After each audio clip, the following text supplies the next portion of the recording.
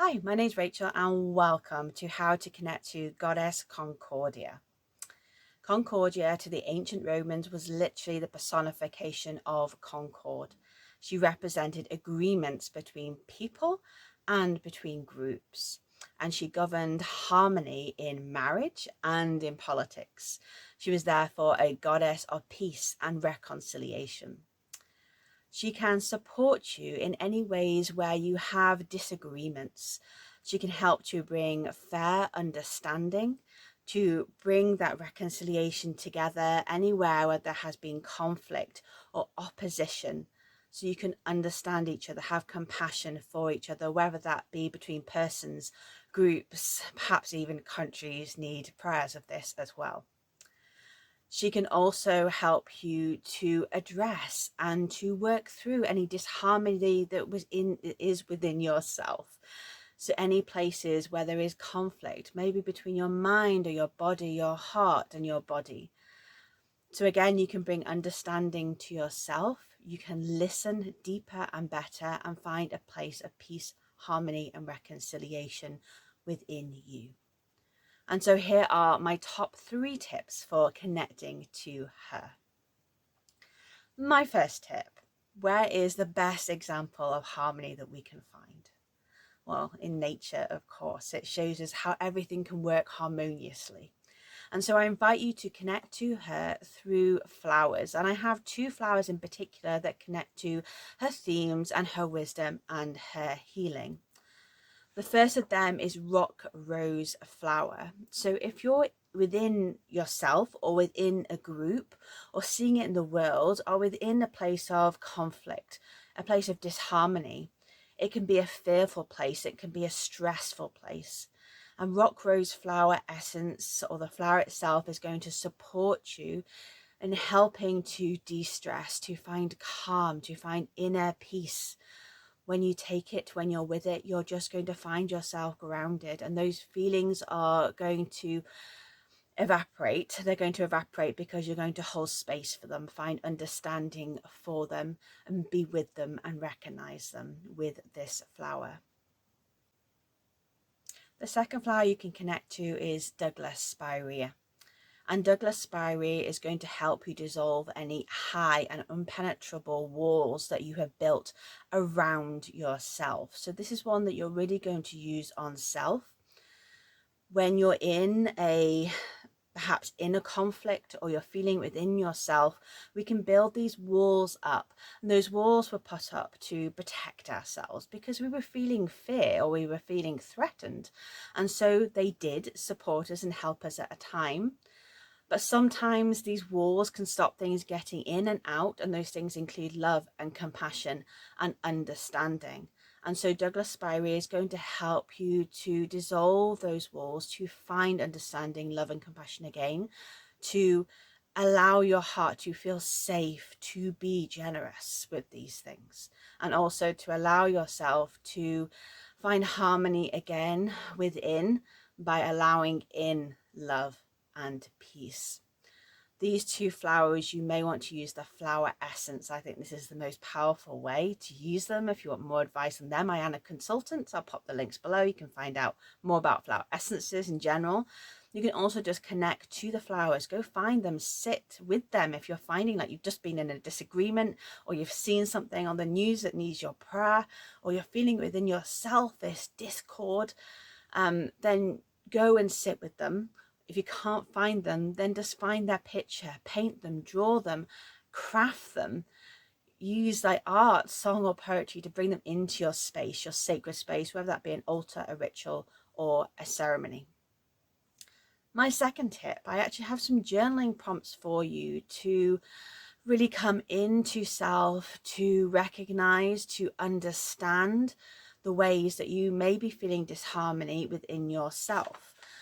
So I have some journaling prompts that you may want to write in meditation, or just want to finish this video, or you may want to use it on her feast days or her festivals.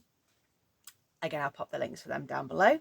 I'm going to write these down below as well, so that you can just write and copy them. Or if you want to get your journal now and write them down, then please do just press pause and go and get that. So the first question is, Where within myself is there currently disagreement of thought, intention, or energy? Something may even come up for you straight away now as I just say these words, so take a note of them. So I want you to explore, what is the disagreement and what parts of self are disagreeing or in disharmony. So is it your mind that perhaps is disagreeing with your heart? Is perhaps your mind disagreeing with your body, or your body with your heart? You know, so for example, I really love this person. You feel that in your heart, but your body is feeling repelled, repulsed by them. Why is there a disharmony? Second question, then you're going to then write down a speech or an argument on behalf of those parts of self. So the for and against that you're going to write for them. So this just gives them a chance, whether it's your heart, your mind, your body, perhaps all four, mind, heart, body, and soul, gives them a chance to say their piece, to share. Because often what we do is we go, no, I'm not listening to you. No, shut up. And we're not able to give allowance to that part of ourselves to express, because each part is valid. It has something to say. There's a reason for it saying it. So I want you to, even if you put down like 2 sides of the story, you're going to allow that part of yourself to just write, to say its part, to kind of give its speech, I suppose, and have complete allowance and just let it to say. Try to do this without judgments or conditions. Just let it come out wherever it needs to be. And then number 3, the third question, you know, what is the core value or emotion at the foundation of each of these? So once you've written those down, you can see, I can see that my heart is speaking from fear. Or perhaps it's a mind, you know, it's longing or shame. Perhaps it's hope, you know, all of these different things that may come up, you know, surprise, guilt. We're going to find out what is the root cause of all these and just give space and time for everybody to speak. You know, just as you would in a law case, everybody has their chance to contribute and has their chance to say something. It's not, we can't come to a resolution or harmony or find a conclusion until every single part has played and said what it needs to. So I'll write them down below as well for you, and you can share any of those answers with me. If you want to message me, you can put them down in the comments or share in my private Facebook group, you know, there if you want to. My third tip is to connect to the element of fire. Fire is the element of harmony, of concord, because it represents that potentiality and the polarity. So fire can destroy, but it can also create. So it's a spark, you know, that brings life into being, yet it can destroy all life through wildfires. It can be too warm, it can be too much, or it can be just enough to warm you when you're cold. You know, and also in the temples, they had a fire that was burning all the time. That fire was burning to represent that time was currently at peace, that all was well in the world. And also she has that connection to fire through her festivals, or one of her festivals in February is connected to the ovens that would make the bread. And the reason that she was being celebrated was to keep that harmony, you know, that to kind of help with the, you know, the not the pruning, you know, when you get the seeds and you're trying to get them to the right consistency. You know, you're burning them slightly, but you don't want them to burn completely. You don't want too much or too little. So she was going to bring concord even to the bread ovens. So here's a few ways that you can connect to her with the element of fire. One of those is candle gazing, you know, so you can look upon the flames, feel them within yourself, feel, is there fire really raging and burning there that perhaps needs to find a direction to go to, or is there too little fire? How can we bring harmony? How can we bring concord to our inner self? You may also want to have maybe a meditation that you do with bread. And honestly, like when you're doing it, you'll know exactly what I mean. You'll be putting the ingredients all in. Everything is important and everything is needed to make that bread. It can't rise and become bread without all those ingredients, without the perfect temperature, without the perfect timing. It's a balance. I think it's magical, actually. I mean, how does that happen? Oh, it's crazy.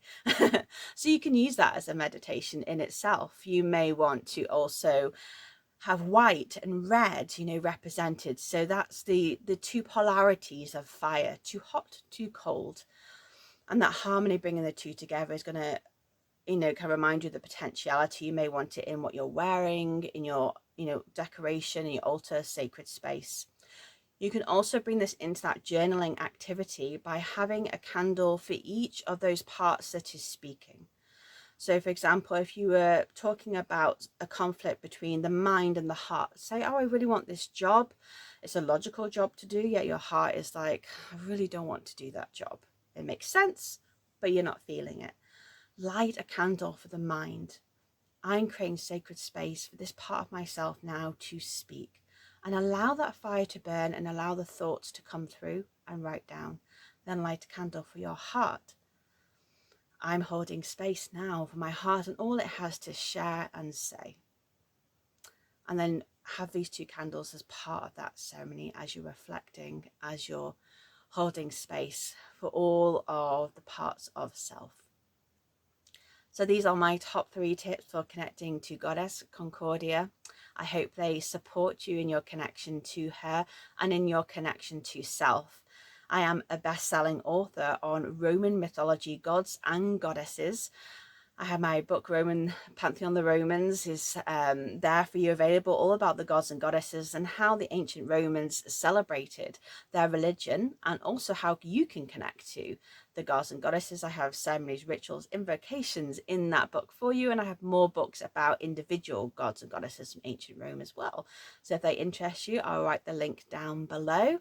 Thank you so much for listening. Like I said, you can come into the Facebook group, share anything there. If you want to find out more about flower essences, all those links are down below for you to support you and to bring harmony and concord into your life, your heart, your soul, your mind, and your body. And may this be so for you. Much love and